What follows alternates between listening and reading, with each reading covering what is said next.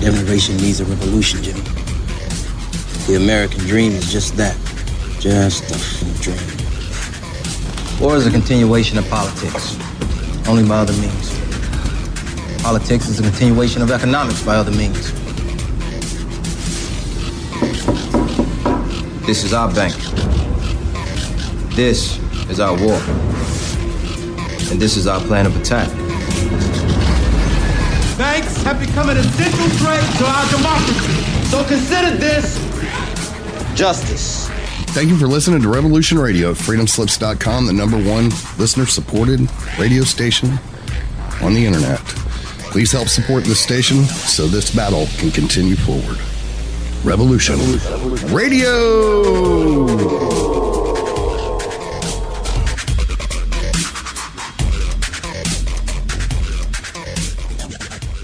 The opinions expressed on this radio station, its programs, and its website by the hosts, guests, and call-in listeners or chatters are solely the opinions of the original source who expressed them. They do not necessarily represent the opinions of Revolution Radio and freedomslips.com, its staff, or affiliates. You're listening to Revolution Radio, freedomslips.com, 100% listener-supported radio, and now we return you to your host.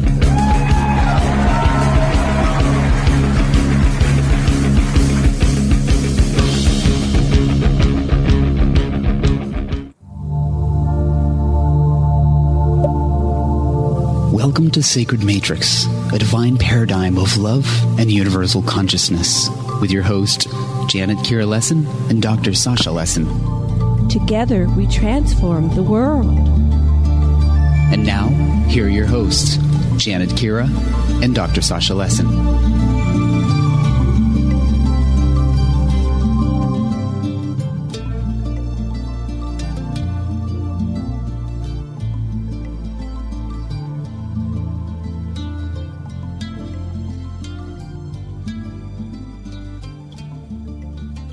Hello, everybody, and welcome to the Sacred Matrix on Revolution Radio at freedomslips.com. And I'm your host, Janet Kira Lessin, with my co-host, Dr. Sasha Alex Lessin. And today, our guest is John Titor II, and our producer is Thomas Becker, also known as a Mad Painter. Let me tell you a little bit about our guest before I bring him on. His newest book is called Chronicles, Continued Chronicles of John Titor II, and it was released in September of this year. And a couple questions. Mankind's destiny, a closely guarded secret. Will mankind continue to survive? Everyone deserves to know the answer. Is the future reserved for a select group of people? Will the government finally disclose the secret space program? Will off-world colonies for the select few continue to be kept secret? Are the off-world colonies the destination for a few as the environment collapses? Will global warming wreak havoc on the Earth and end civilization on the planet? So John Titor II entered duty with the Air Force as an airman in the U.S. Air Force at Dulce, New Mexico. Specifically trained because of his abilities to become an officer and a pilot, he received intensive training on the latest airframes and power plants available. This included the TR-3B spacecraft, and John Titor commanded the 177th Time Travel Division. Later, he was given command of a combat group in eliminating a threat to the planet by extraterrestrials. So I have a full bio for John on the website, aquarianradio.com. And Sasha, Dr. Lessin, are you there? Yes, I'm here. Can you hear me? Yes, we can. Can you hear me? We can hear you, yes. I'm really excited to have John back here. As you probably know, I'm a student of the Anunnaki, and everything John has told us is totally consistent with the kind of reports that I've been getting from my Anunnaki informants, namely that of the Nibiruns, Enki has been in charge of the quantum computer.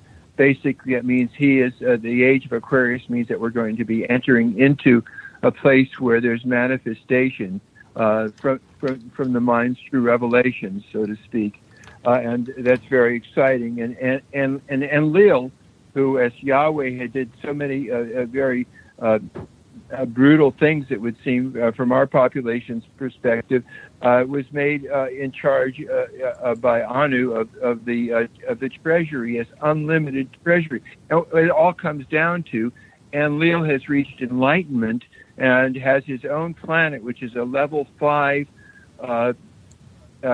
civilization, and because he's at such a level now of manifestation, he isn't petty at all now. He wants to help us. And John Titor, our time traveler, has directly had contact with Yahweh, who explains how this level 5 civilization can be and why there's still hope if we just listen to the message. And I want to just tell you some of the message that John's latest book says. I'm quoting him.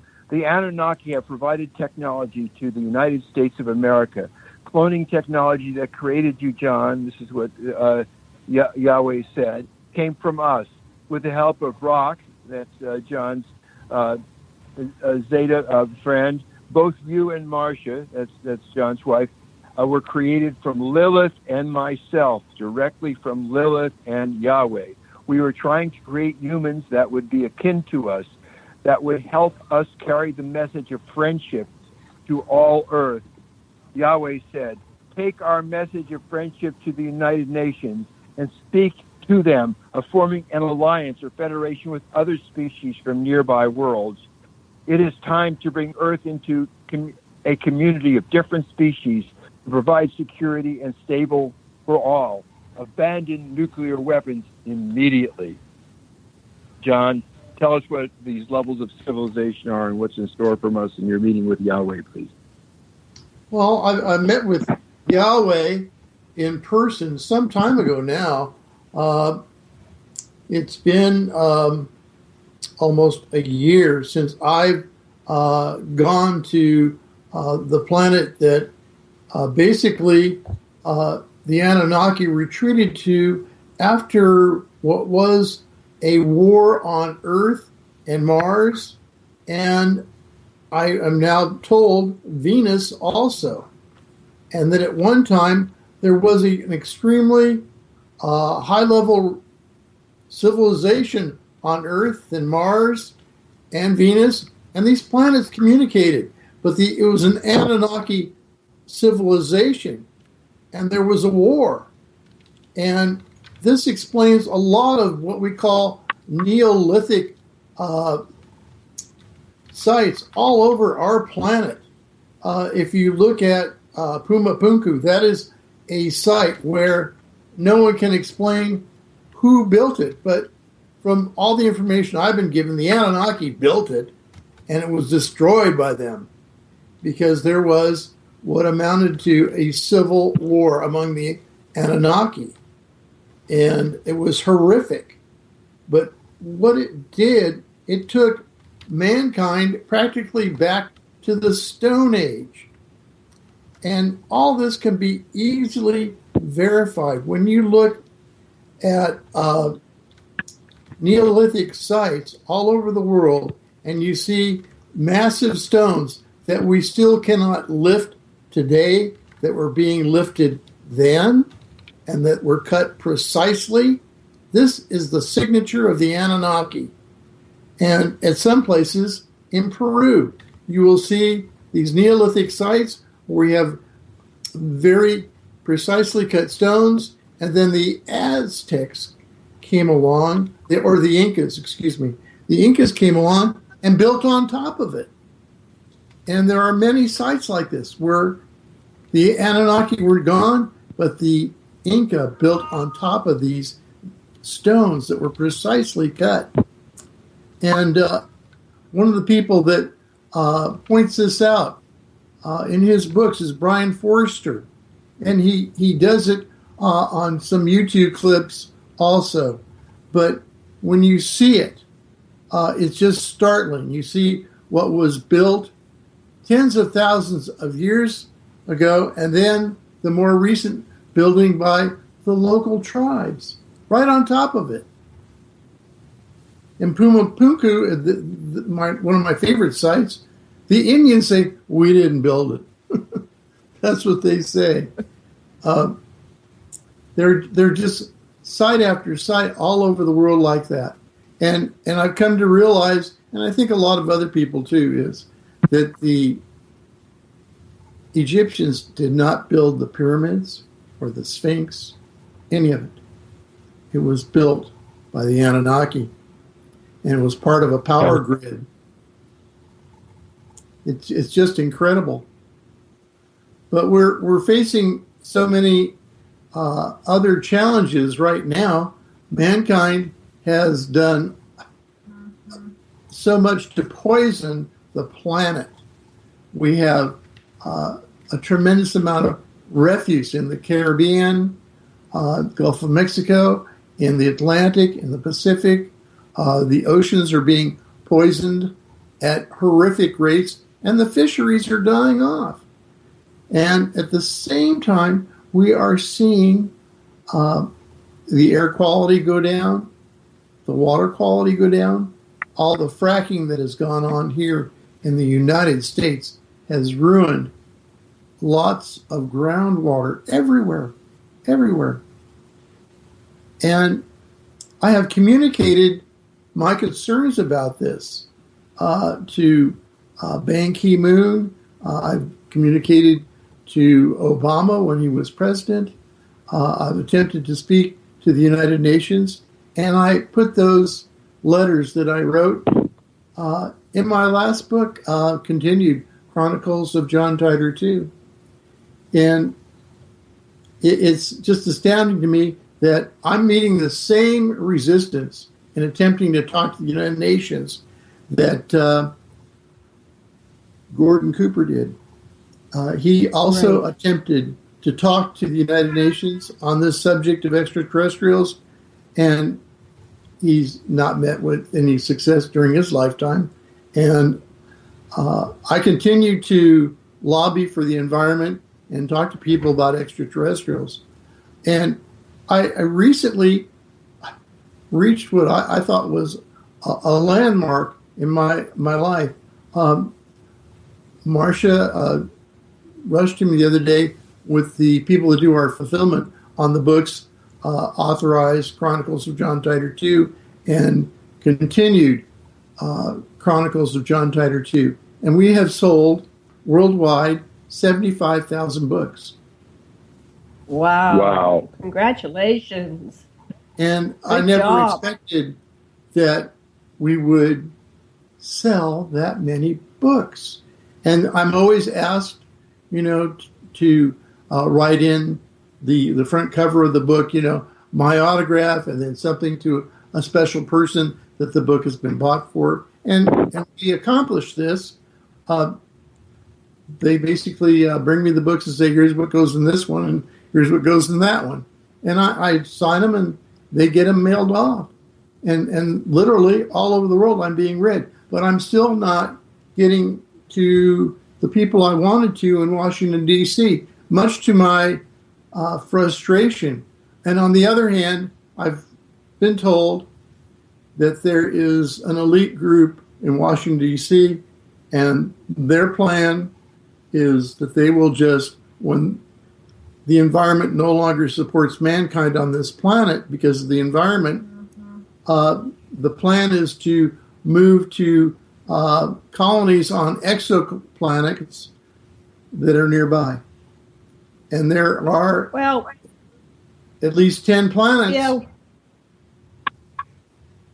Well, John, I don't think that's acceptable. That would mean billions of people would die. And I don't think that's acceptable for any culture to leave that type of legacy throughout the universe, throughout the galaxy. We are in a universal culture. Whether some people acknowledge it or not, it's happening. There's too many whistleblowers and contactees, experiencers. There are millions of people that have had contact with extraterrestrials. There are, I don't know how many whistleblowers now. A few years ago, there were 200 or 300 that had come forth that had been into these projects. You're a whistleblower. So I don't think that's going to be accepted. We're not going to go down without, I don't want to say fighting it like the term, but without waking up the world. We're going to reach critical mass, and because you sold that many books, I think that's an implication. We've just begun, and we're going to continue here on Revolution Radio and Aquarian Radio Network and keep doing shows with you. So I know you've been talking to Yahweh, who's Enlil, and lately we've had a lot of people come forth to identify as Anunnaki incarnations or fractals or threads or whatever you want to call it. And so we're relaunching with the Anunnaki series, and we're going to start waking up this planet. So let's go. I know it seems very dire, but I know there's solutions. When you had a conversation with Yahweh about this problem, and he gave you the dictate to take the message to, the United Nations, like they're really going to listen. They don't listen to anything. But I think we take it to the people, and we can vote with our wallets and those type of things. What was his message to you? What did he tell you? I mean, he certainly has ideas on how we can reverse everything. I know that the Anunnaki's culture, how far in advance of our culture is the Anunnaki society? You said it's a level 6 or something? Can you explain the levels Level 5 to us and what that means? Level 5, yeah. What?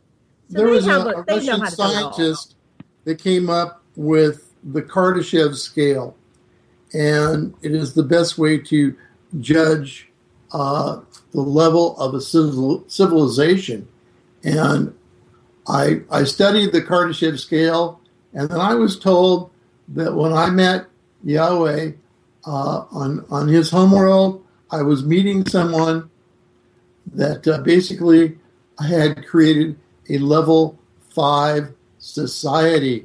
The advancement of this civilization technologically is hard to describe, but I would say that whatever they want to create, they create it. And they don't really have roads as we know it. Everybody has some kind of vehicle that will fly them to a destination, and basically they punch in a destination and it flies them there without crashing. and they have cars to fly. Yes. They don't really have anything like we do with airplanes and exhaust from engines and things like that. Everything is based on a technology that is levitation. And that's what they use to transport everything. John, it's hard for me to go on when I'm still keep thinking about if he is our friend, he now wants to friend us, and he's level 5. And at level 5, as I understand it, he's the master of energy, and he can manifest what he thinks. Anyway, and he wants to help us. What does he say to do? How can you and I and Janet do something? Is it? And I think it really comes down to how can we get the power elite to have compassion for the planet? And I've been grappling this situation with the president, Donald Trump, and he is all about commerce and profits for business and creating jobs. But when it comes to the environment, everything I have tried to say falls on deaf ears or doesn't make its way to the Oval Office. I recently complained about bringing trophies back from Africa in the form of animals like lions and elephants killed for sport. I'm very much against it. And he held off allowing it to happen, but he just doesn't understand the environment or environmentalists. We just have to corner him and tell him. And I've told him that if he doesn't become an environmentalist, his chances in 2020 are going to be nil. And well, it doesn't seem he really cares. I mean, I don't know how you communicate with him. Are you a a friend of his, or do you have access to him to have a dialogue? We trade emails.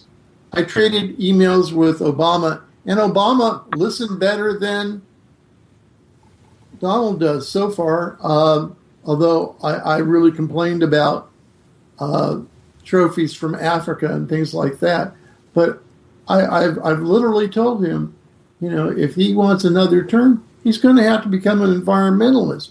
What Yahweh told me was that we have to, as in a species, look at the planet and say we have to clean up the oceans. Now, you can't dump anything in the oceans. Everything comes from the oceans. They need to be cleaned up, and that is one part of it. The other part is the internal combustion engine needs to be outlawed. You just have a date. Yeah. And you say, we're all going to electric vehicles. Yes, that will help. But everything now, we have to do these things not in 10 years, now. Right. It's dire because in my conversations with Stephen Hawking, we talked about mankind as a species and how much time we had left on this planet. And he said maybe 100 years. But I don't think that he was taking into account Fukushima and then some of the other things that are still going on. And Fukushima destroyed fisheries all across the Pacific, all the way to Alaska. And we've not felt the full weight of that yet. Well, that was, John, was that in, there were so many people. Yes, Yeah, go that's ahead. intentional because there are so many people that I know personally that had cures for Fukushima, and whenever they would try to, bring it out or implement it, they were met with huge resistance. It seems to me that, this planet's been taken over by hostile entities. Like there's a theory out there that the Reptilians have got control of the planet, and these are species that are terraforming the planet. So the environment that results from all this pollution is they're more acclimated to survive and thrive in that type of environment. That's why they want to terraform it. What do you think of that theory? Because it doesn't make sense on a human level. Trump, maybe he's been taken over or cloned, or the black goo got him or something, but he doesn't act normally like a normal human being. Like, yes, let's care about the environment. Let's clean it up. He's got children and grandchildren. What's going on with this man that he just doesn't care that his children This falls to be able to grow up on Earth? This falls to what I learned from Bigelow Aerospace in Nevada. And they make pods that you basically inflate in space that become living space for our species and cargo for our species. And you can basically take very large freighters of these pods to other colonies. And I know that 2 colonies are now self-sufficient and can take on more people. And I've been invited to live at one as an administrator. I turned that down. I also turned down an offer to live back on the planet that Yahweh controls. And Marsh and I talked it over, and we will not go. Eventually, if I'm still alive at the very end, then Marsh and I will probably migrate with close people to us. We'll take a certain amount of people with us, and we will go to one of the colonies that are self-sufficient. How many people can you take with you? I am limited. Everybody's going to get buddy with you. I am very limited. I could probably take around 50 souls. Oh, that's a lot. That is a lot.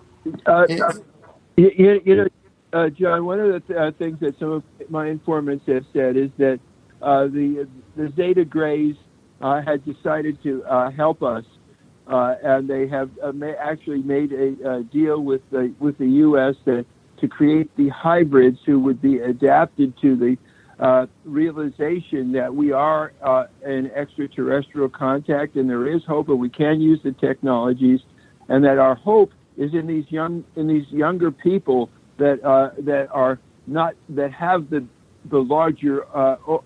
They're the ones that buy your book, that understand what you're saying, that realize that you're offering hope directly from Yahweh, and it's like, wow. We know from Sitchin's writings that Enki and Prince Marduk had the means of clearing up the radiation when the nuclear cloud from Sodom and Gomorrah and Sinai blew over Sumer, over Iraq.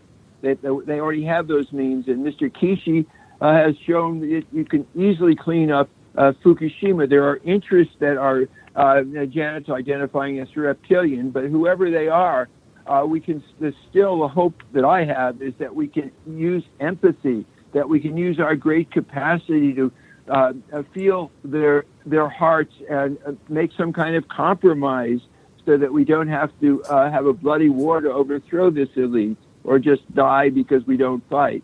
There's got to be a middle way, I think. Well, the complication to the environment is the chaos theory, is that when people go hungry in third world countries because the fisheries are gone, then you have a level of domestic violence and local laws overthrown, and then law at a higher level is overthrown. And then you have whole countries that are run by warlords, and you have a lot of warring countries fighting each other, and chaos will just spread. If you look at the level of crime that is ever increasing, just here in the United States, you may not see it from your point of view where you are in the islands, but here in the United States, the cycle of violence is escalating, and that's because we have a civilization here in the United States where we don't try to groom young people to enter the workforce. The amount of gangs and gang activity all over the United States is increasing all the time. And some of it falls to illegal aliens that are an issue. And then we also have another problem with immigration in the United States. But the entire world is having an immigration problem now, with people living in the West that have come from the Middle East, and they're not integrating. They're trying to bring what they had back home in the Middle East to Western civilization, and it's not working. And so we're getting acts of terrorism, and we're seeing a country like Norway, and they've taken in immigrants there, and now their entire country is in physical crisis because they can't afford to do it anymore.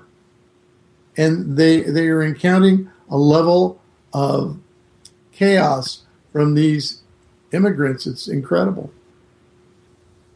Well, it comes down to what do you do about people whose ideology is that they have to either kill you if you don't convert, and if you convert and it isn't genuine, they'll kill you anyhow. It's like the Inquisition, things that Western Christians gave up a long time ago, but there's still this medieval kill everybody else trip. And is there any way we can reach these people? One of the things I can think of is stop using their damn oil.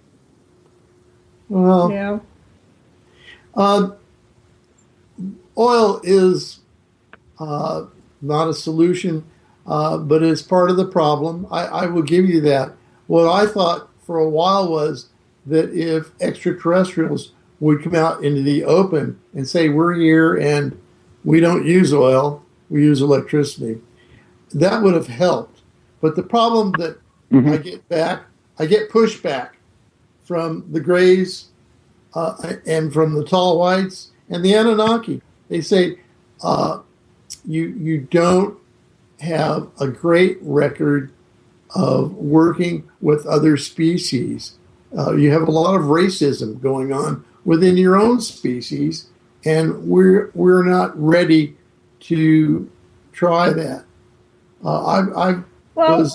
We need to go outside of our box here. The reason we don't have a good record is because we don't have all the information. To be fair, that humanity's been manipulated and controlled and fed propaganda and an ulterior motive and agenda since we were created. And so that has to come out. The truth will set us all free. And there needs to be basic truths that apply across the board, like thou shalt not kill. And that's an absolute crime and sin. And so war should be illegal. And any other killing on that basis is illegal.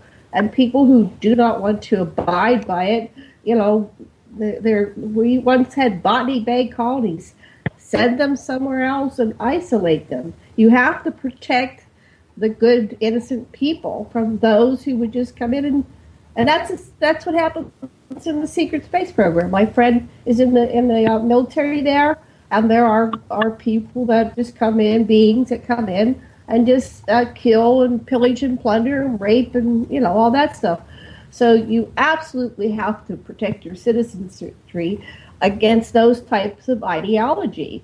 And if we become truly telepathic, we're going to know, and I know we have that ability, it's been turned off, turn back on our telepathy. Then you'll know the motivations of people around you, and those people can absolutely be quarantined and sent somewhere else. We have space travel. That's my thoughts. Just isolate the people with these violent thoughts and ideologies. Well, at least begin with that. One of the things, when I visited the Anunnaki, I was struck with the fact that they didn't have crime. They prayed to a god. All the Anunnaki believe in a god. And that struck me as being very interesting. But they also said at the same time that we are very quick to put down fakiers or people that say they are communicating directly with God. They have to prove it, or they're a criminal. It's that simple. So, what is God to them? What do you mean they pray to God? Are they praying to a humanoid, or are they praying to a non-physical entity? And they all are given a path to worship in their own way.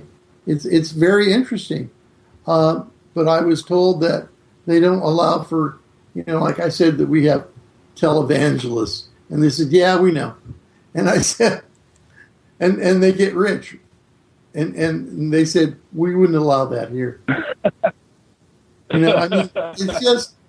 It's so much more cut and dry that. Someone says that they're communicating with God, they're probably going to end up being interviewed, and then they'll decide what to do with them.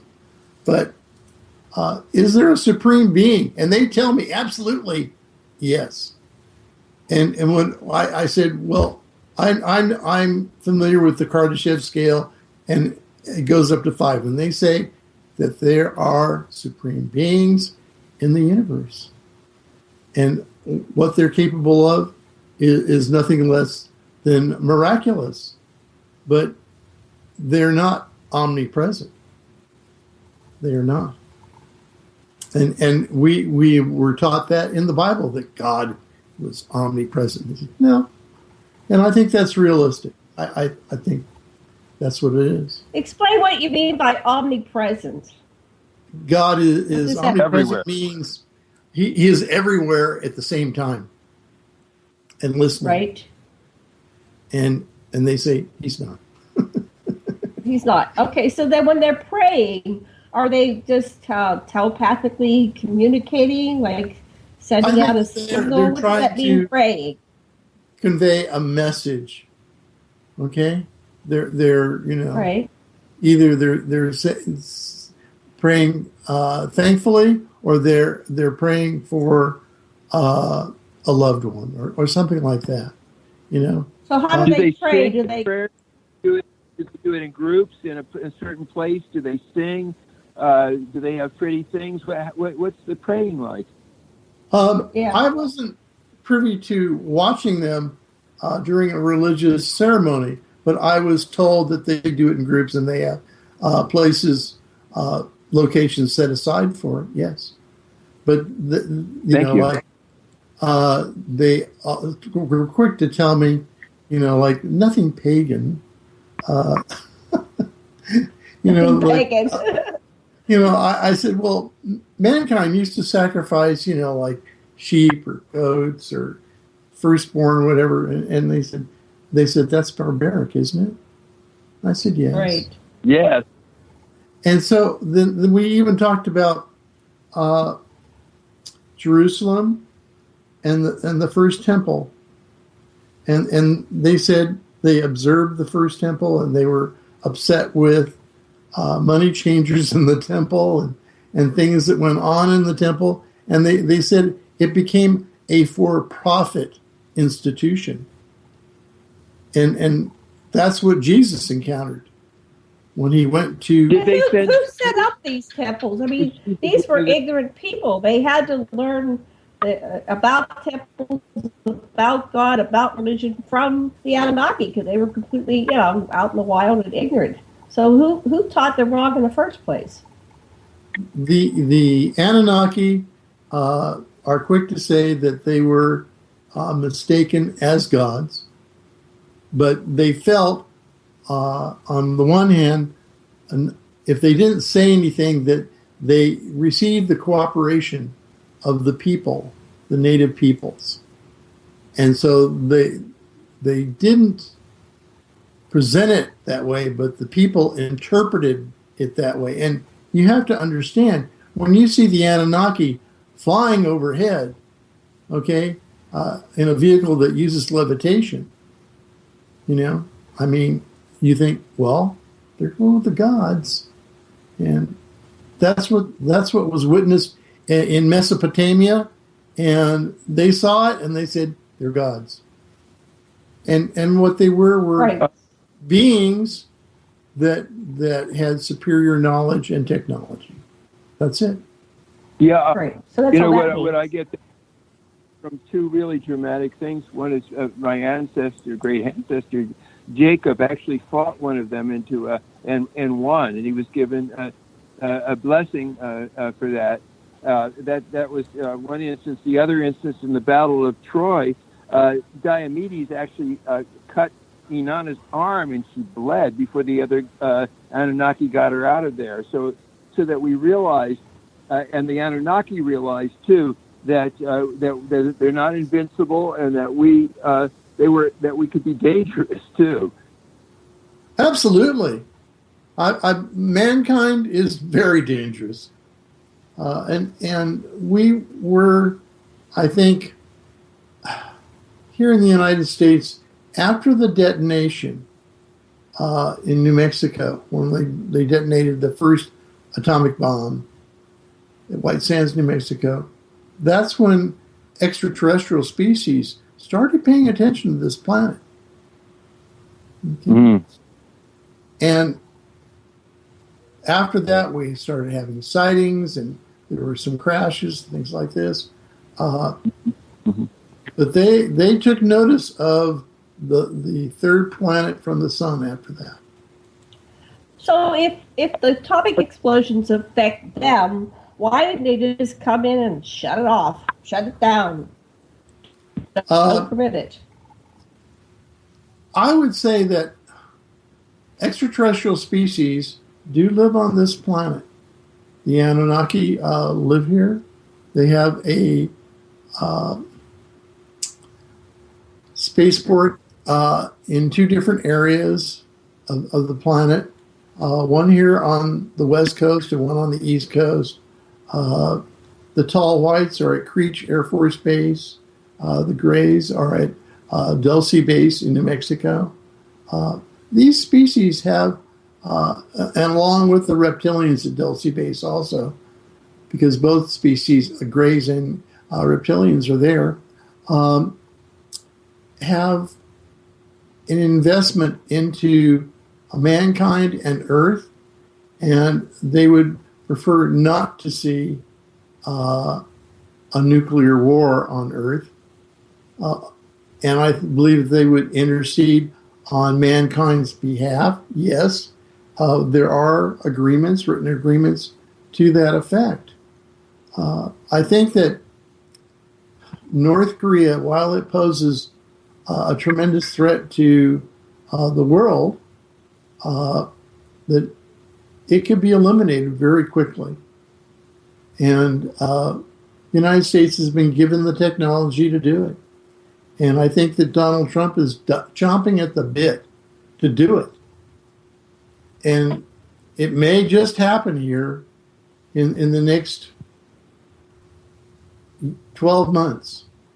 Why is it always something that's going to be so? Yeah, go ahead. Kim Jong-un, several governments have vowed to eliminate him, assassinate him. And I believe that may happen. It's all... the danger is the longer it takes, the worse the retaliation and the more of our troops in South Korea and stuff that are going to be jeopardized, as well as Japan. And so it's a very, very scary situation. Well, it's scary for the Chinese. The People's Republic of China don't want a nuclear war, and neither do the Russians.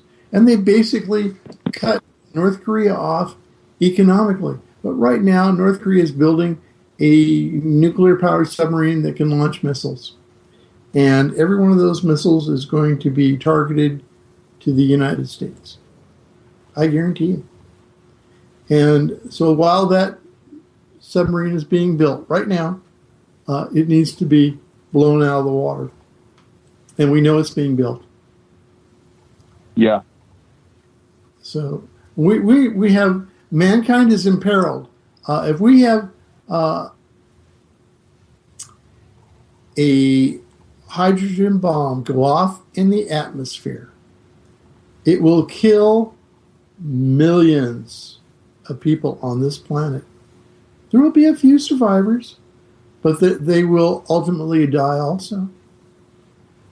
The extraterrestrial species, the Anunnaki, have told me that is the one thing they fear that may happen to us.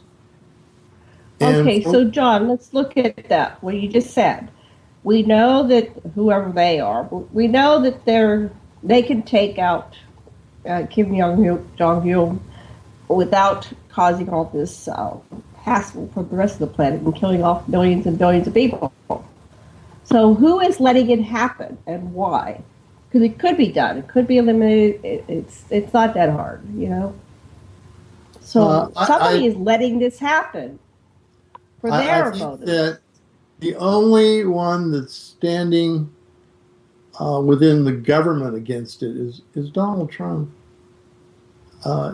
He's already said that if they go to a launch against us, he will take care of it. But the problem is submarines. And Kim Jong-un would use a submarine missile system against us. And if they're, within 100 miles of the West Coast or 100 miles of the Hawaiian Islands or Guam or whatever it is, or the East Coast even, those missiles are very hard to stop. It's nothing that the Patriot anti-missile system would be really equipped to do. So we would take hits. So they've got to hit them. They've got to hit them before the submarine is ready to launch. Even before that, before the submarine is a viable submarine. What they have to do is track all of the North Korean submarines and attack as much as they can simultaneously. And then within the next breath, they level what is Panmunjom, North Korea capital, and then proceed to eliminate the ground forces and air force that North Korea has. Literally. Well, John, you were telling us how your facility was attacked or something, and it's in your book or something, and then the Anunnaki just basically, just like in Star Trek, beamed them out. Couldn't they very easily just beam out the subs and any other the nukes and anything else? And Kim, I mean, they can detect anybody or anything from the air. The Star Trek technology of being able to identify different species, different individuals. I believe that they can around the planet. Yeah, I believe that they can, and they can be prompted to do it. If talk to your friends. Let me talk to them. Tell them, Janet, let's talk to them. They have to. It would be an attack, a simultaneous attack, and you could do it very easily. An Anunnaki spacecraft near the Korean Peninsula could take care of quite a bit of it. The Anunnaki have spacecraft, and they also have submersible vessels that are in our oceans, and they could easily take out North Korean submarines. But right, that plan has to be put together with Washington. And Washington has I don't think they need Washington's mission to save the Earth. I mean, I don't think they have to answer to anybody in Washington because they're so far, it's kind of like having an answer to an ant when you're a level 5 technology and you have humans that aren't even a level 1 yet. I don't think they really need permission from anybody. Who in Washington would be their equal? Nobody. Legally, we would have to have Donald Trump given some information, but could extraterrestrials do it? I believe they can. And I believe that besides the Anunnaki, the tall whites can do it quite easily. I think that there is a line in the sand that extraterrestrials that have colonies on this planet are watching to see if the North Koreans cross it, and then we may see some of that. I really do believe. Yeah, I think they're invested in living here. They have their own facilities and they have their own people. I don't think they're going to let the whole planet get nuked. And how they talk to Trump? Has he been visited? Do you have any I will tell you that Trump has been read in on extraterrestrials. Absolutely. And what does that mean? He knows. What do you read in? He knows. I think that he's been contacted. I think that he has had conversations. I think he's fully aware of what goes on at extraterrestrial spaceports on the planet. He's been read in. He's when I saw who he has appointed as the national head of security and for Department of Defense, I know he's read in because those guys know. He's got the full story now, and the Russians do too, and so do the Chinese. And the Chinese, if you know, the Chinese, all they're trying to do is improve their economy through all this. They're not interested. Right. Have you heard a threat from the People's Republic of China over territory in the last 20 years? No way. They're not interested in that. They're interested in commerce, in doing business with other countries, in spreading out their economy. And the Russians, too. So why would they want to kill us off? Because we're their clients. It's illogical when you come, like if you're Ferengi, you come on the basis, look at the society on the basis like, no, you don't want to interfere with your customers. We buy all kinds of stuff from China. They love us. We're their best clients, right? We buy their stuff. So then it's really not about money in that way. I don't know. I'm looking at the whole picture. Somebody's getting rich over all this, and some people are just very sociopathic, where they don't give a damn about anybody else, and so The they're rich doing it. are getting richer. Authority. So what makes them so evil? I mean, disregard for consciousness is evil. Having no regard for people and just looking down at us like we're a bunch of bottom feeders, they call us, and there's no regard, no empathy, no compassion. That doesn't seem like a human quality or feature. It seems inhumane. On the Kardashev scale, mankind right this moment is at a level 0. Right. But there are individuals that are not. I mean, it's more than just about energy. It's about regard for your fellow beings. So there are many people like yourself and myself and a lot of people that listen here on this show and a lot of people I know personally that really do give a damn about their fellow man. They do care. So how can we reach critical mass with that type of attitude to create this shift? What do we do individually and collectively to create this shift? Collectively, it's called education. We have to teach people in the schools. All this, in the Islamic world, young boys and girls are taught to hate the West and Christianity at a very early age. And the rest of the world needs to, at a very early age with young people, we need to teach them about the environment, about the planet, about endangered species, about being kind to one another, and caring about one another. In the United States, we have a record amount of homeless people. We have a record amount of people that go without health care. And the next problem after that is crime. And then when you look at crime, then we have trafficking with people, and then we have drugs. Those things have to end.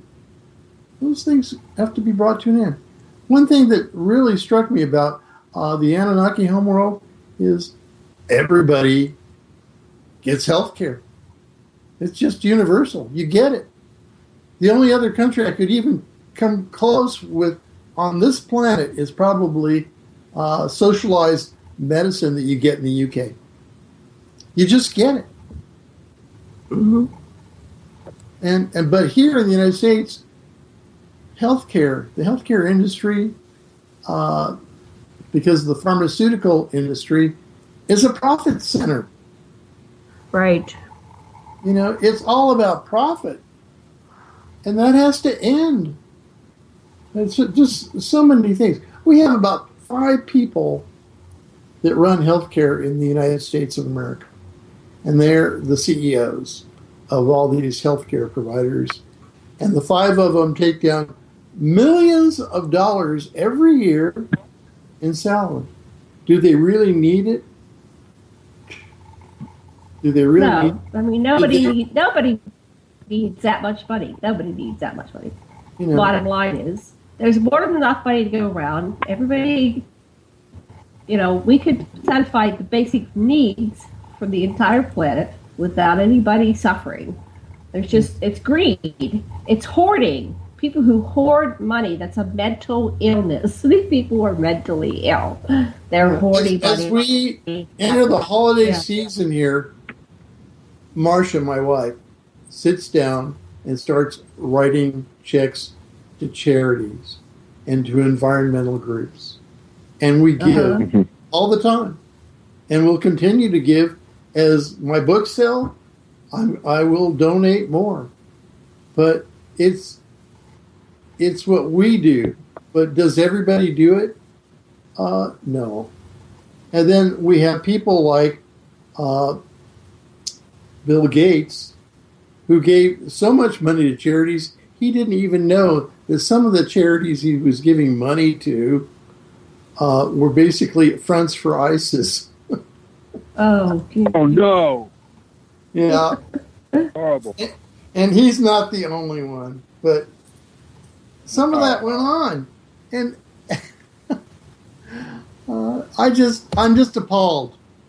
And then the other thing is that Marsha and I both get very upset with is when we hear we've given to a charity and we find out that the CEO of the charity gets $1 million a year in salary. yeah. When does it trickle down to the people that really need it? Here in the area where we live, there's a food pantry, and every year we give to the food pantry, and we get our friends to give to the food pantry. It's just something that we do, and I think that more people should. But perhaps we wouldn't have had this problem of homeless and joblessness. Oh, we're at the top of the hour. We're going to take a commercial break. We'll be back in about 5 minutes. See you in 5. Okay.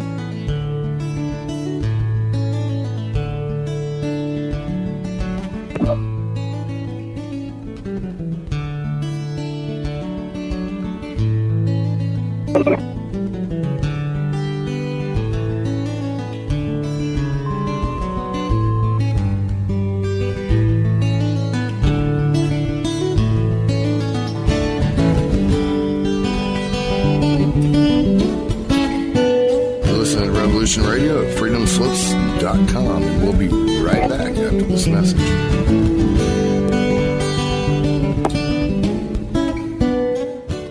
You need some more speed records in this day and age. You need coverage. Coverage? Oh, you mean them little root weevils that crawl around popping off cameras in your face? Those root weevils write history. Many of you know that quote by Jack Nicholson and A Few Good Men. You can't handle the truth. Well, you can, and Event Horizons will give you those truths. So when you're mad as hell and not going to take it anymore from that memorable CNN network, you'll know just what to do. We will draw you in and become your news addiction at Event Horizons. Join us Monday through Friday from 10 a.m. to noon Eastern Time at freedomslips.com. At Revolution Radio. Our world team members are Dennis Fetcho, John Ilias, David Dunger, Hyla Cass, MD, Melanie Richton, Jim Mars, Paula Harris, John Trallo, Maria Payan, Christopher Husser, DODDS, Jonathan Orchard, and me, your anchor, Dr. Robin Falco. If you decide not to volunteer, it will not be held against you in any way. Sounds dangerous. It is. Very dangerous. Count me in. And that's right here at Revolution Radio, freedomslips.com, where information never sleeps.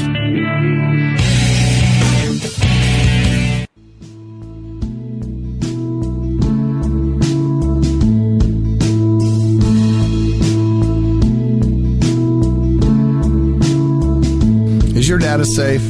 Do you have the necessary information to assist you in confidently living through just about any survival situation? Is survival and gardening, off-grid living, medical knowledge, or even natural or man-made EMPs on your list of personal concerns? Do you have your documents and your personal information in a safe place in your hands where you know where it is? Well, check out our preloaded EMP-proof thumb drive. Over 3 gigs of survival documents and how-tos, plus the USDA offline food preservation website, and much, much more, including a surprise bonus we just can't tell you about here. With plenty of room left over to store your most important documents. Imagine if a megavirus or a computer failure took out your bank, or all the banks for that matter. Are your banking records safe in your hands? So when they get things fixed and repaired, you can say, hey, look, this is what I had. You have it. I want it back. Is your personal data safe? Family records, addresses, phone numbers? Well, squeeze on over to freedomslips.com. Yes, that's www.freedomslips.com. Click the banner on the homepage for the EMP-proof bullet drive to get the full scoop of everything that we offer. So, folks, keep your data safe for your peace of mind. Revolution Radio, freedomslips.com. You don't need to expect us. We're already here.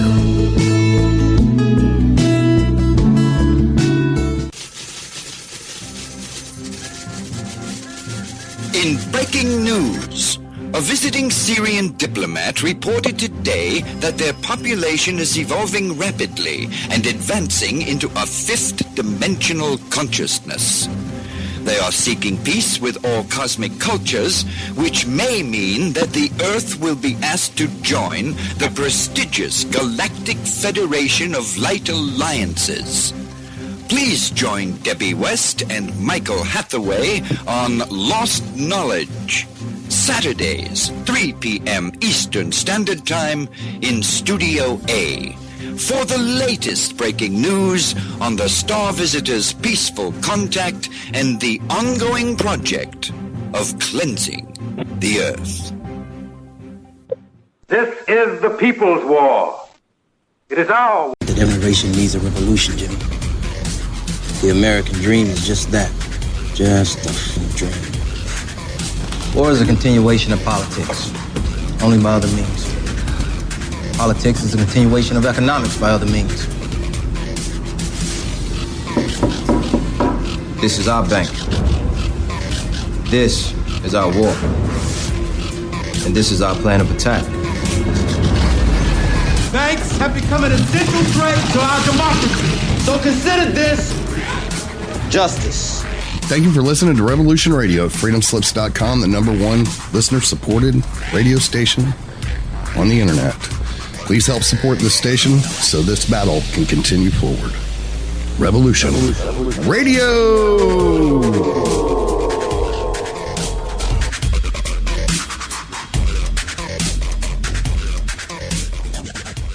The opinions expressed on this radio station, its programs, and its website by the hosts, guests, and call-in listeners or chatters are solely the opinions of the original source who expressed them. They do not necessarily represent the opinions of Revolution Radio and freedomslips.com, its staff, or affiliates. You're listening to Revolution Radio, freedomslips.com, 100% listener-supported radio, and now we return you to your host.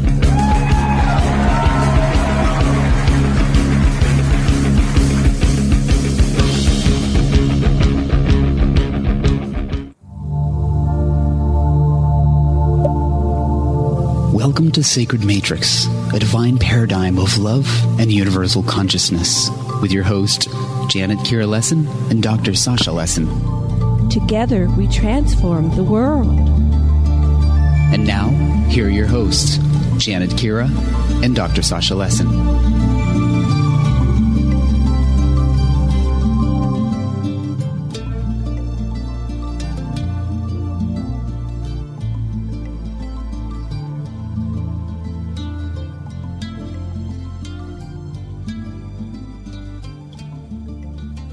Hello, everybody, and welcome to the Sacred Matrix on Revolution Radio at freedomslips.com.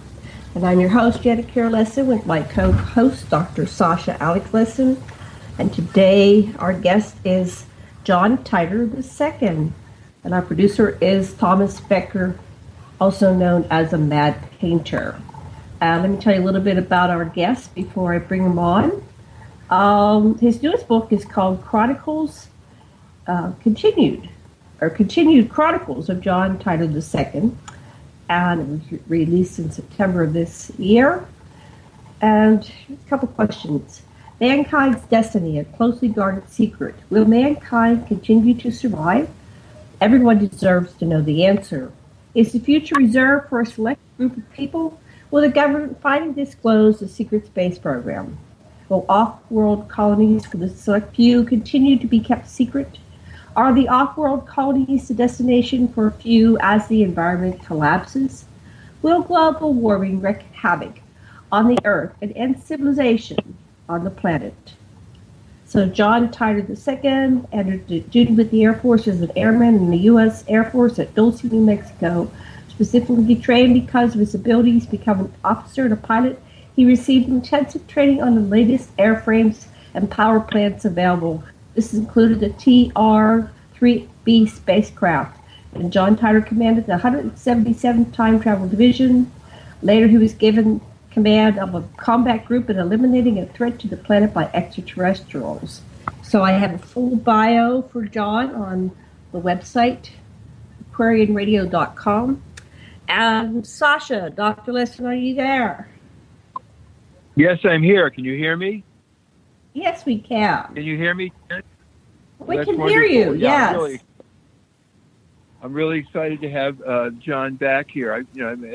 As you probably know, I'm a student of the Anunnaki, and everything John has told us is totally consistent with the kind of reports that I've been getting from my Anunnaki informants, namely that of the Nibiruns, Enki it has been in charge of the quantum computer. Basically, that means he is the age of Aquarius means that we're going to be entering into a place where there's manifestation from the mind's true revelations, so to speak, and that's very exciting. And Lil, who as Yahweh had did so many very brutal things, it would seem, from our population's perspective, was made in charge by Anu of the treasury, as unlimited treasury. It all comes down to, Enlil has reached enlightenment and has his own planet, which is a level 5 civilization. And because he's at such a level now of manifestation, he isn't petty at all now. You know, I've had those discussions with Rock, and I will tell you that Rock at various times was military liaison and then an envoy to United States, and that was his status. And that is a status that he has retained and still on an envoy from the Greys.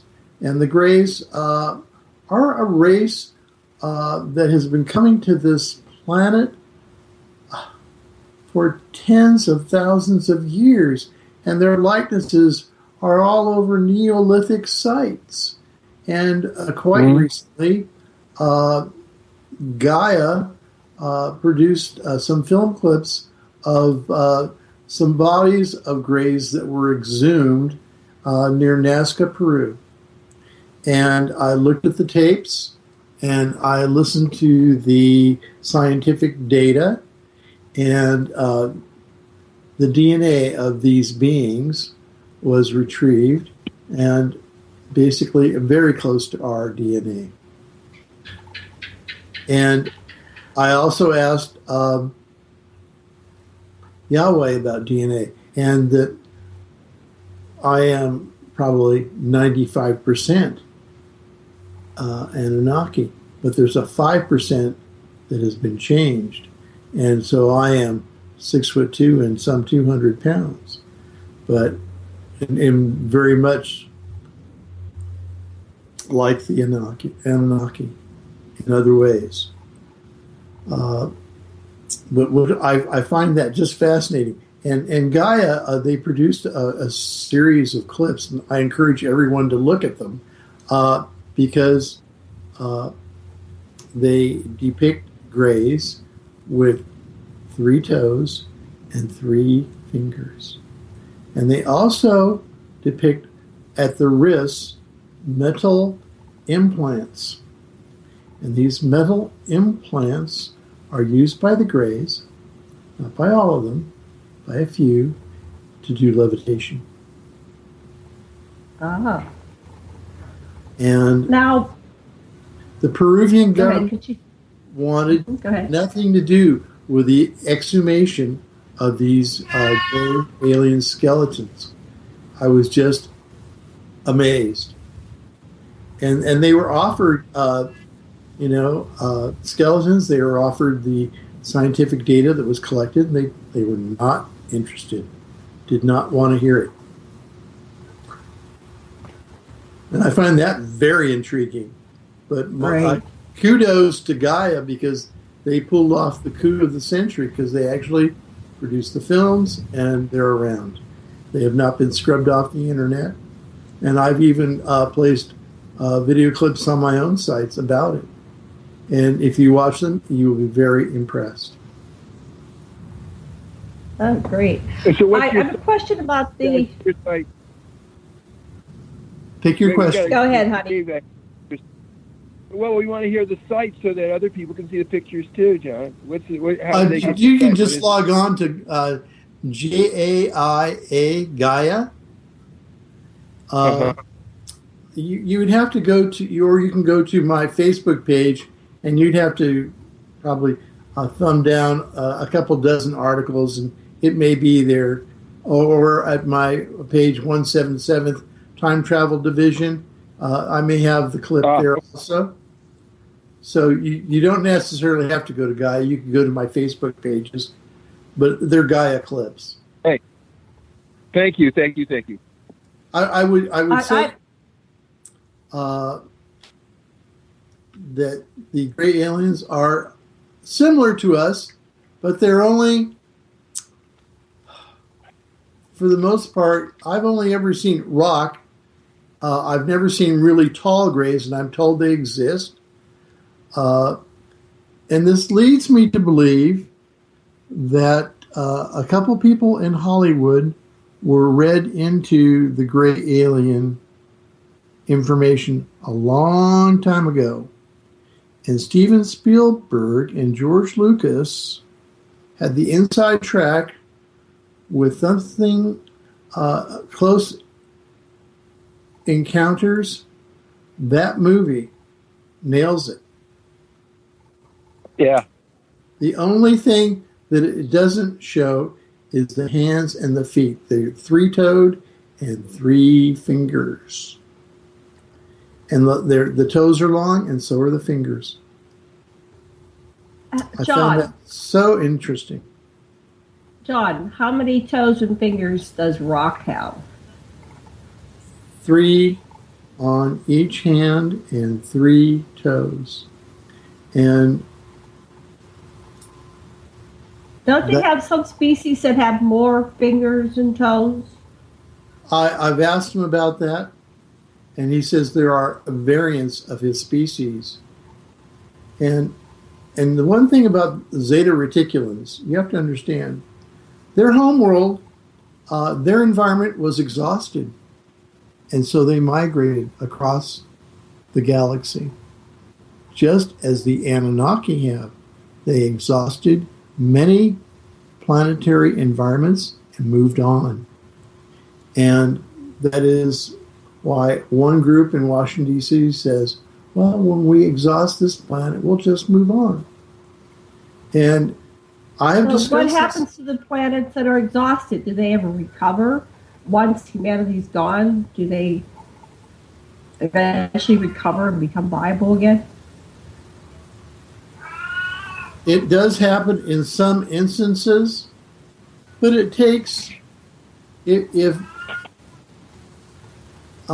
you looked at this planet and said mankind was gone, it would take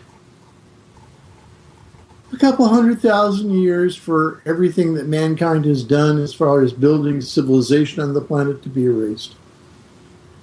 Everything would fall, decay after a significant amount of time, and the planet could heal itself. Yes. But in that time, mankind would not exist. On that planet. They might go elsewhere. Like you've indicated. So you've said in previous shows that there are already colonies, but before we go beyond that, so there are species, there are beings that could come into a planet that's been devastated by, like humans or grays, whoever comes in and devastates a planet, and revive it. I asked that question of Yahweh, and he said, look to Venus. And Venus remains uninhabitable. It's just a very hostile environment, and it was an environmental catastrophe. But it's not. Have they attempted to revive or terraform Venus into a habitable planet, or is there so many planets that they don't have to bother to do that? Oh. And then now we talk about terraforming. Elon Musk of Tesla fame in fortune. And Elon Musk wants to go to Mars next year and terraform it. And the problem is that there was a thermonuclear war all over Mars. And it's not ready to be terraformed. And he's going to get there. What does he know? What's that? Hasn't he been included in the loop? I have traded emails with him. And I still get emails from him. And what I've tried to indicate to him is that you're not going to be able to terraform it successfully. Sending people there at the price tag of $100,000 for a one-way trip to Mars, it's not going to get you anything. He'll get richer, but the colony will fail. And he's going to find that there are extraterrestrials, other species, living on Mars. Right. And aren't there hostile beings and very primitive, like dinosaur-type beings that are big consumers of humans? They're yummy. There are certainly some exoplanets out there. When I surveyed some exoplanets here, probably in the twilight of my career with the Air Force, I saw planets that were basically at the end of their lifetime with a civilization that had failed and was in ruins. And I saw some very young planets that had the beginnings of life, and some planets that had animal life that you would compare to dinosaurs, yes. And I saw, and I reported on planets that could be inhabited by us, Homo sapiens, and I thought that could lend themselves well to cultivation and to colonies for mankind, and that had sufficient natural resources to make them self-sufficient ultimately. And then we have 2 colonies that are self-sufficient, off-world. So did those colonies, did those worlds have different species already living there, like animals, or what did they have? Tell us a little bit about those planets. You know, first, where were they? Let's start with where are they? How many light years from us are they, and stuff like that. I think that I talk about it in my second book. No. It's in the first book, and I give a list of planets. I actually do. It's in the first book, authorized Chronicles of John Titor II, and the distances aren't that great when you're traveling greater than the speed of light. So they're out there. But we've discovered more, and they need to be explored. I believe they are being explored all the time. We look for new worlds. We do. It's all part of the secret space program. And, you know, the rich 1% doesn't universally know, but will know at the right time that they can pay to get off the planet. And they will. Have you visited the colonies that you helped establish, or you found the colonies and then you recommended for them to be colonized and terraformed and whatever else was done? Have you visited them since? I have toured with Marcia 2 of the colonies, and they were very nice, very nice. But you know, they're in the process really of. They don't have subdivisions or malls. They don't have their malls yet. McDonald's and they don't have barracks. They have private dwellings. They do have that. They have security fences to keep animals out. Okay? They have police forces. They have a military force. They have spaceports, you know. They have air traffic control going on, but and they have factories and things like that, and they have mining going on. Oh yes, in a big way, and they're discovering new minerals that lend themselves very well to the creation of spacecraft and propulsion systems. And that is part of the reason that extraterrestrials came to this planet. They were looking for resources on this planet that they didn't have. And they found them. Mm-hmm. And they mined them. One of them, as we know, was gold, but there were other natural resources that they came here after and got them. And remnants of these old mines are all over the world. They got copper from Lake Michigan too. So it's just fascinating. One of the things that what do they use? Go ahead. One of the things that I found fascinating, and I was touring some storage facilities, and I asked, well, you know, I saw people spraying in the storage facilities, and I asked, what are you spraying for? And they said, cockroaches. And I said, wow. How did cockroaches get to this planet? And they said, they weren't here initially, but they're here now. Yeah. So, oh, my God. The short and long of cockroaches is that they are a prehistoric insect on this planet alone. And I found that fascinating. You know, and the other day, I went to our kitchen in my home with Marcia, and there was this one little cockroach that was scurrying away off a kitchen counter. And so the next day, we had a very rigorous cockroach abatement program. And I had to sit Marcia down and say, do you know how long cockroaches have been around? And millions of years. Yeah. You know, it's a very they'll be here after humans are gone, that's for sure.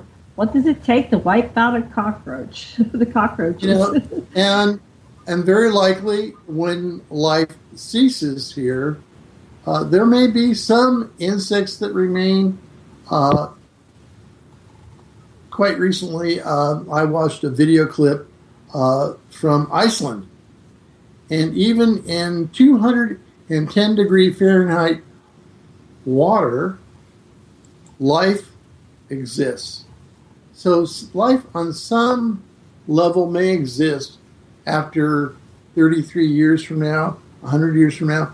But the problem is with mankind. We may not be here. The sad fact of the matter is, as things start to collapse for mankind, we have pandemics come back like smallpox, diphtheria, cholera, flus that we don't have any control over. And we've had these kinds of pandemics in the past. Ebola, for one. I mean, when the internal medical structure breaks down, mankind will have a very tough time of it. And that's what I foresaw. When I originally went to the future to 2050, that's what I saw, the end of mankind. And my entire crew went with me. There's more than one future, though, right? What? There's more than one future. That's not set in stone. That's just a future. That's not. I have been trying for the last decade to change that. And so how do you know that you changed it or not? Do you keep going back to the future? I've been back recently. Okay. And you have to be very careful. You don't want to, you can observe, but do not touch. And I looked, and things weren't that much better. But they were better. Slightly. In some areas. Better. Okay. But so Haven't they been playing with timelines? They, the mystical day, the mystery day. You know, that's another thing. Talk stuff. I know that they will change the timeline at their discretion. I know it. I know they've done it, and I watched them do it. And the goal of time travel was to observe, and at some point they thought they could preserve mankind as a species. That would be the new goal. You know, if you could prevent an all-out thermonuclear war and thereby save mankind, do it. And so they have. And I know they've done it a few times. It's very risky business when you start playing with. Did you do one of those types of attempts yourself? It was in your first book that the yes, I forget what country they were going to attack us using nukes on planes that flew in behind commercial aircraft, and so then you went back and you showed whoever that was, what country, what would happen to them, which, yeah. And are we on that timeline? We changed the timeline once. I did that. I had a team and I directed them, and they did it. And okay. Then I went back in time once and changed the timeline by killing off an invading force of extraterrestrials that went to the year 230 BC in China, and we're trying to take over China. And so you've done two major interventions. Yes. Are we still on that timeline, or are we on a different timeline? We're on the last timeline that we're still on is from when I sent the team to Iran. We're on that one, and we've reasoned that one through and talked to scientists, and they say we're pretty sure that's the one we're on, and that because that's the one closest to us. But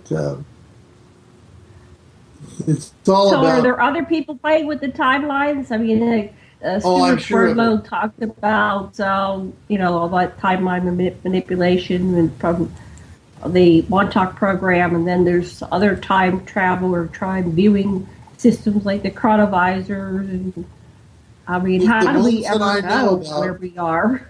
That are most viable are the stationary time machine designed by Michio Kaku at Area 51. And then the other method is to actually have a spacecraft that can travel faster than the speed of light. But I would have to say that, and both of my books now have been reviewed by the CIA. An analyst friend of mine at the CIA reviewed the second book. He says, no, both books are correct. And like no one has ever criticized the technology I talk about in the books, either authorized or continued Chronicles of John Titor II. The only attacks I ever get is from an ex-business partner. Who for right. who for as just a matter of good taste, I'm not going to say his name on this telecast. Good idea. Let's not do that. Yeah, wait, John, I would like to really not leave the subject of Brock as the ambassador, because he was accompanied by the Yellow Book that told something about Jesus and the possibility that the dedicated human, as they seem to call him, could be returning. And I hear a lot of rumblings like that, and I just wonder, is he an Anunnaki? What do you know about Jesus? I have not heard anything about that. I have not. I would also say that very likely Rock is reaching the end of his appointment and will either go to the Anunnaki homeworld as an envoy there or go back to his homeworld. I don't know. Wow. But I will see Rock You'll over lose the your holidays. Good. Tell. And I don't know if I've told you this before, but like Marcia likes Rock to beam down to the backyard. She thinks that if he comes to the front door, that's too much information for other people. I would agree. And because like the people that work for me that do security, they wouldn't grasp it, but they've seen him. I've had security personnel come into the house, and he's sitting there on the couch, munching on Doritos and petting my cat. So, and cat likes the cat makes him pet her. So what can I say? I don't know. But pet usually the cat sleeps with me and Marcia, so I'm pretty sure the cat thinks that we're here for her benefit. I agree. She has a whole different perspective on reality, I'm pretty sure. Yeah, they do. I have a couple questions. Well, Brock is a very important person. I would love it if he would just come over here sometime and say hi to me. Because I have Grays come visit, now and again. One popped into my living room, but I don't know who they are. They might be friends of Rock's, but I mean, it was getting light, so it was dawn, and I was wide awake, and I was just having, of course, telepathic communication with him. But okay, my questions are: I think, correct me if I'm wrong, but they were called the Dropas or something, in China or Tibet. Yeah. Yes. Errol the Great, who was the one that was interviewed at Roswell, she was in her avatar like a doll baby, and she didn't die. She just left the doll baby, went back to her other form, just like in the movie Avatar. Doll body. But her body. She called it the doll baby. The body was like a doll. It was very small and fragile. But anyway, what she says is the Dropas in China or Tibet, wherever that is, are the Greys, and they got trapped in the cycle of reincarnation. Like there's a prison type system that keeps people and beings and souls locked in this cycle of reincarnation. Is that something that you're aware of, or have you ever talked to Rock about? I'm very familiar with the Dropa story, and the Dropa story was suppressed by the Chinese government. And there was these stones that were discovered, the Dropa stones, in a cave. And a Chinese scientist examined them and examined other artifacts in the cave and talked to native peoples in the area. And the Dropas basically were an extraterrestrial species, and they looked to be gray-like. And they crash-landed in China, and they tried to assimilate with local indigenous peoples, and the people there turned on them and killed them. Right. And so another illustration why, if you're a gray alien and you're smaller than the indigenous people, better stay out of their path and out of their sight. And so that's one of the things that kind of just follows through today. At the spaceport at Creech Air Force Base, the tall whites, very intelligent, tall beings, very similar to us, light-skinned, blonde-haired, sometimes reddish blonde hair, 6 to 7 feet tall. They call them the tall whites. Pale skin. Sometimes seen gambling in casinos in Vegas, but they're supposed to be at Creech Air Force Base, which would been there for a very long time. It used to be a gunnery range. And then in the 1950s, a spaceport was created for them there. But for the most part, they stay out of the limelight and, they stay away from us. But I have seen them in the casinos myself. And these are a younger male types, occasionally a female type in their company. And they're not supposed to be there. But with any juveniles, they're more likely to do what they're told not to do. Do they stand out or do they blend? Teenagers, juveniles. Do they stand out or do they blend with They stand out. They're albino to some degree. They're albino. Okay, but they're telepathic. And I've spoken with them telepathically and said, you're not supposed to be here. And that really shook him up because I could do that. And I've seen, we were in Vegas, we go about once a year because we go to different conferences, and I've seen the little grays walking around too. And they try to blend in as human, but they don't quite, I can see them. I've seen them, and whenever you're going past somebody that uses telepathic communication, my third eye buzzes. My crown, third eye crown area buzzes. I get this vibration. Is that what it feels like to you when you're talking or communicating or picking up telepathic? I get a buzz sometimes. I usually hear them conversing when I'm in close proximity. One of my favorite games to do is I will go to the mall with Marcia and just sit down and then listen to people's thoughts as they walk by. It's very entertaining. And I love to do it, and as long as they don't know I'm doing it, it's very entertaining. You see a group of girls chatting, and what they talk about, it's very enlightening. I would have to say that I've always been a little afraid of the female of the species, and everything that I've learned in life for the last 70 years has gone to confirm that they are the more deadly of the species. I just want to tell you that. Yes, be afraid, be very afraid. My other question. I try to be careful about it. Yes.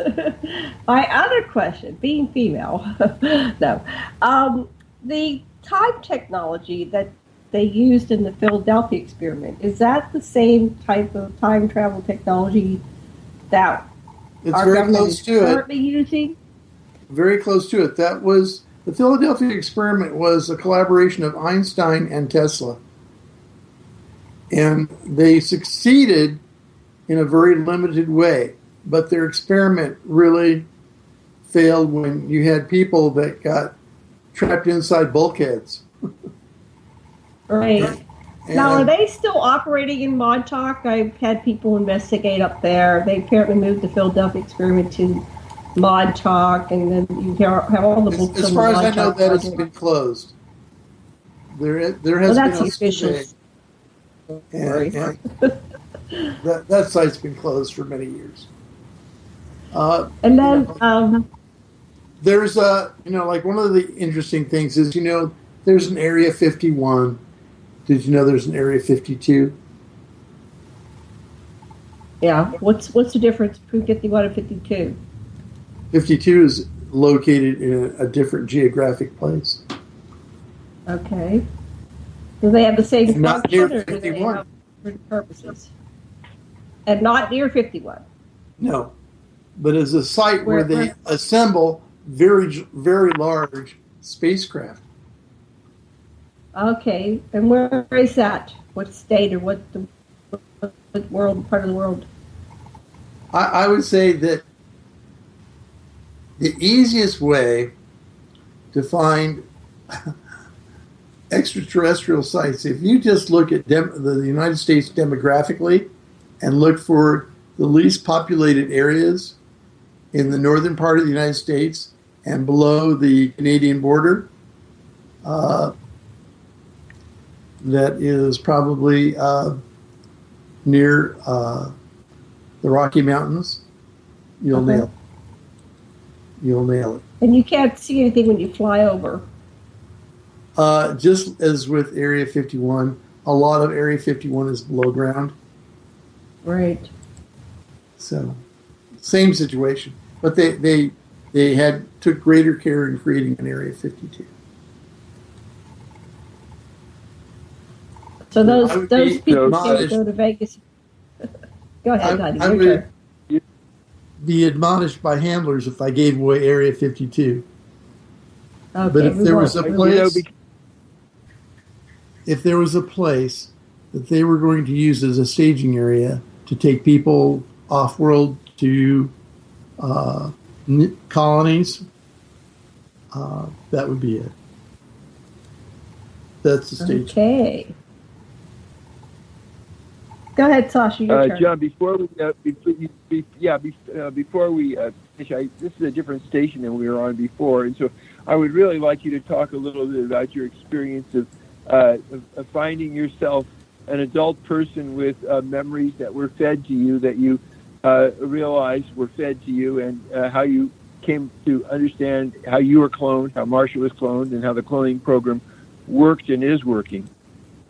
They basically gift you with memories, and they do it very well, but there are gaps in the memory, and that's the first thing that you detect, memory gaps. Okay, this is my history up till the time I graduated high school, but how did I get here? Here I am at Dulce Base, and I'm in a secret program, and I'm being tested mentally all the time. So they gift you with memories, and then there are gaps in your memory.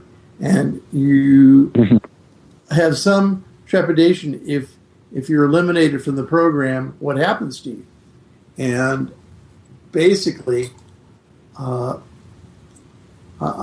since learned that clones that don't make the cut, they can't be released into society or to a functioning military unit, are deactivated. Wow. You mean killed? That's not what they call it. Does that mean they're killed? It's called deactivation. So that's what happens. You weren't fully cooked. Yeah. What does that mean? You lay down on a table and never wake up. Oh. And they don't tell you that's what's going to happen to you. It's like never being born. Yeah. Wow. And then if you have usable organs that they can transplant, they remove those. Nothing is wasted. And originally, clones were a source of organs for VIPs within the federal government. So when that happens to you and you hear that's happening, did you feel like most human beings would feel fear? Did you feel scared about that? To some degree. I don't worry about it anymore. So since you're like still alive and you're retired, they must have rewarded you for your service or something. They must value you. They do. I still get telephone calls to go to Palmdale International Airport and get on Janus Airlines and go to Area 51. I'll probably go there next week sometime. It just happens. I would tell you that, I keep a loaded .45 automatic on the nightstand. And I'm a very cautious person, and when I go get on Janus Airlines, I usually have a .45 automatic with me. They never ask me about it.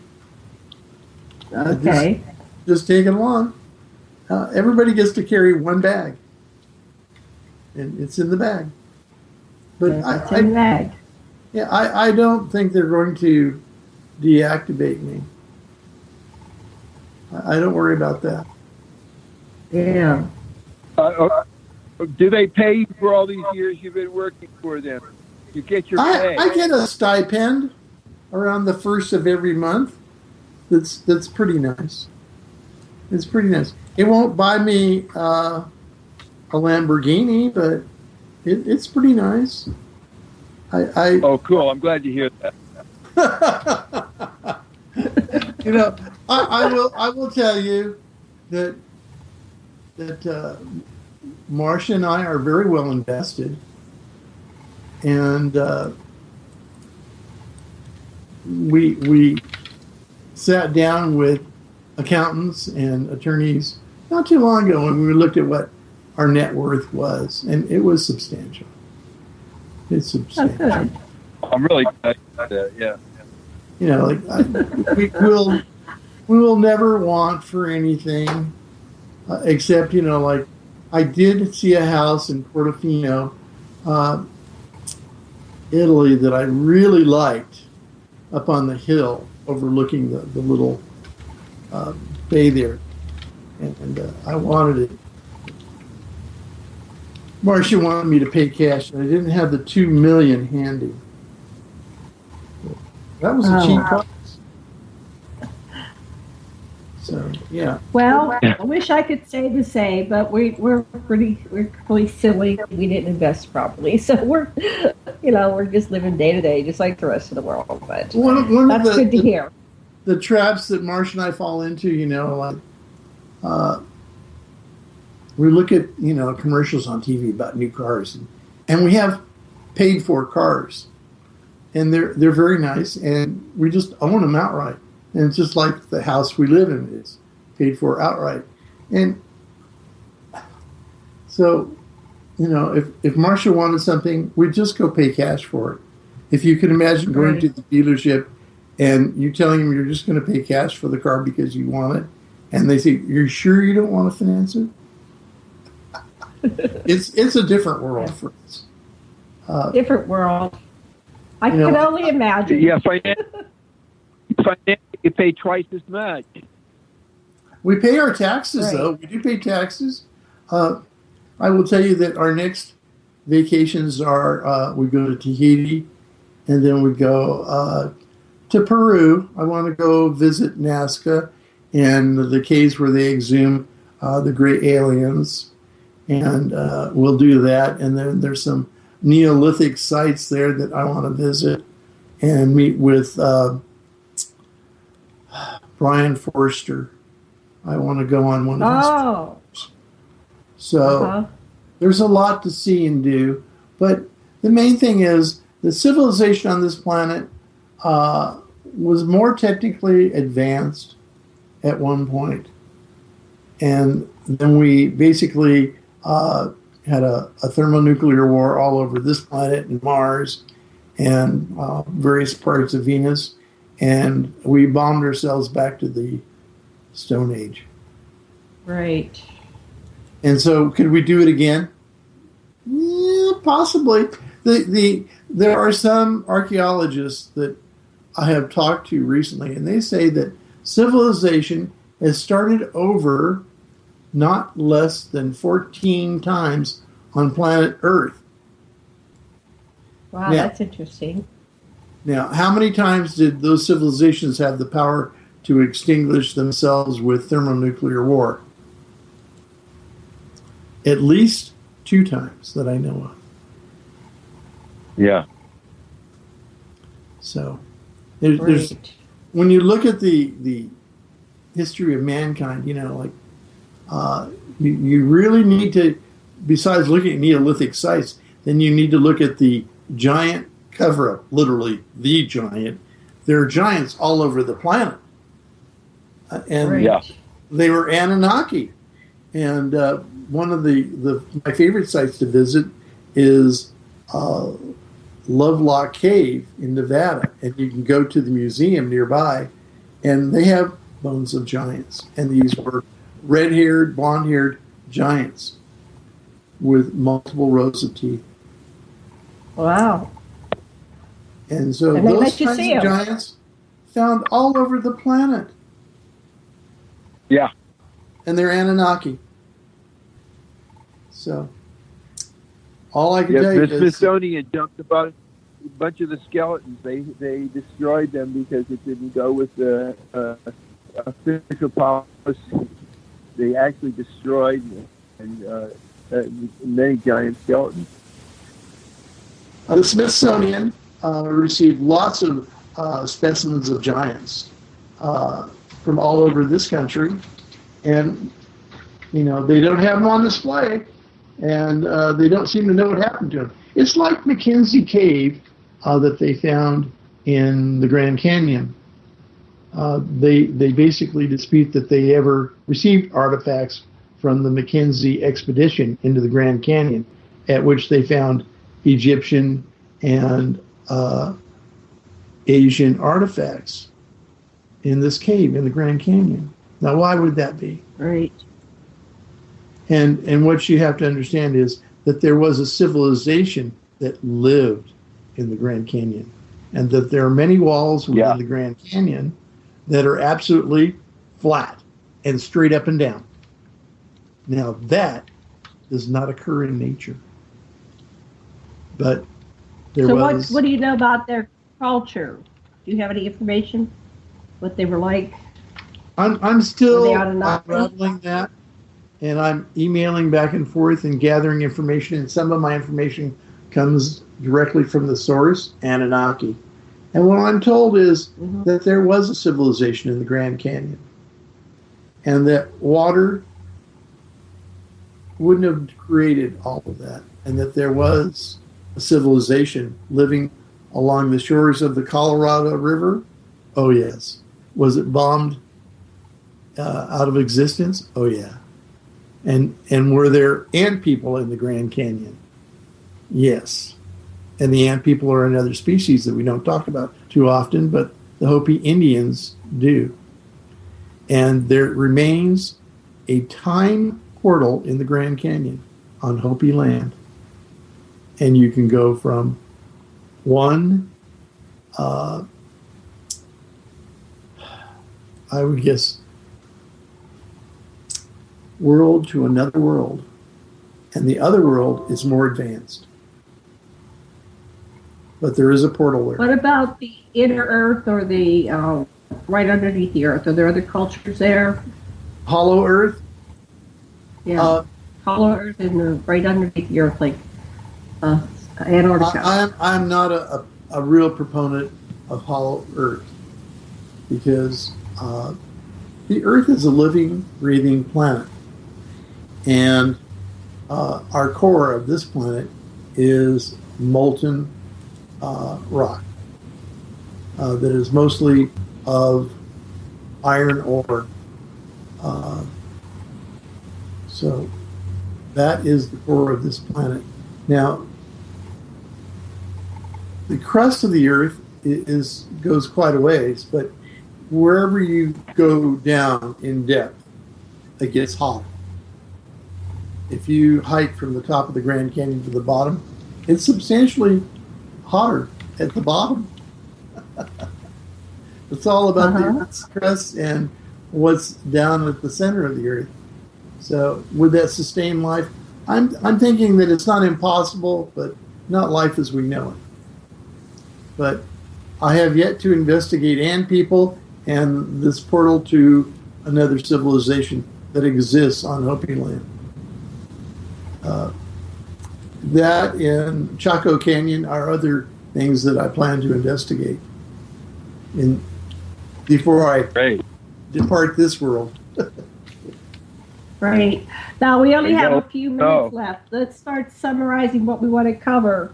But I only have like 2 minutes. We'll have to do some other shows, John. Of course we will.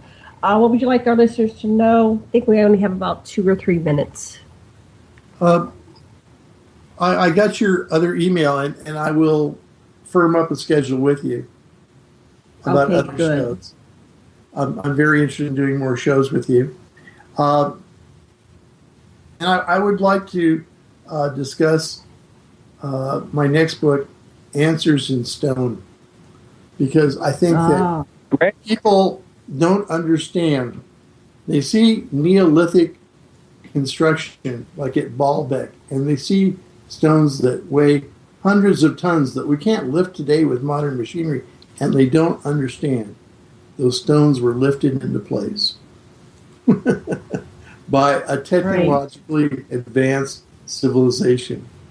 And so that would be the bulk of my next book. I'm going to say we're the result of what happens to a civilization when it bombs itself back to the Stone Age. We're living it. We are. Right. We were technically advanced at one time, and because we didn't understand what we had, and probably suffered with some people that were greedy beyond what they needed to be for whatever, they created an environment where total nuclear war brought us back to the Stone Age, and we're what came after. And that's the end of the show. Thank you so much. John, Thank you, Sasha, John. Matt, Tater, listeners. Aloha, lovers. Okay. Aloha. Aloha, and I will be talking to you.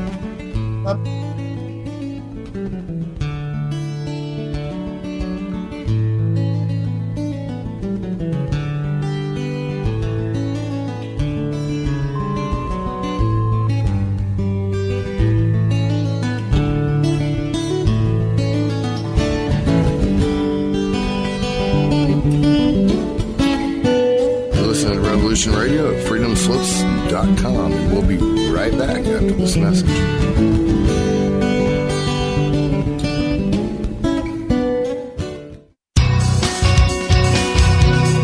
Thank you for listening to Revolution Radio at freedomslips.com. Any commercial advertising you may hear in this program is of the sole discretion and benefit of the host of whose program you are listening to. Revolution Radio does not endorse any commercial products, nor does it accept monetary compensation for on-air advertising of commercial products, nor will it ever. We are and shall remain 100% listener supported. Any product advertising on this program are considered used at buyer risk, and Revolution Radio shall not be held liable for any claims or damages received from any product advertised within this program. Revolution Radio, where information never sleeps.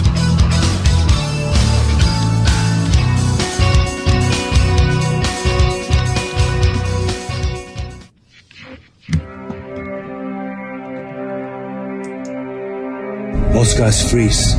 That's your cerebral cortex looking for an answer it doesn't have. See? Even your brain knows you're screwed. Your body's filling with adrenaline right now, whether you know it or not. Your heart's beating fast. It's getting a little harder to breathe. The neurobiological system is telling it to run, but your knees are too weak to move. Fear is not real. The only place that fear can exist is in our thoughts of the future. It is a product of our imagination, causing us to fear things that do not at present and may not ever exist. That is near insanity. Do not misunderstand me. Danger is very real, but fear is a choice. We are all telling ourselves a story. You're listening to Revolution Radio at freedomslips.com. 100% listener-supported radio. Reporting the danger. Unafraid. Right here, where information never sleeps. Revolution Radio.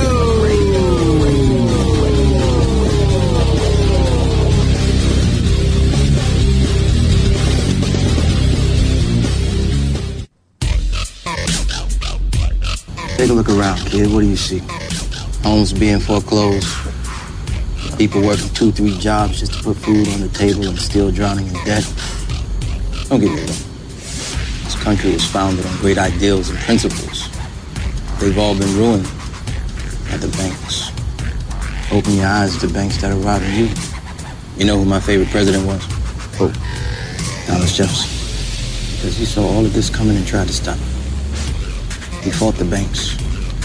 JFK too, and they killed him for the banking institution. Constitution is more dangerous than an army, he said.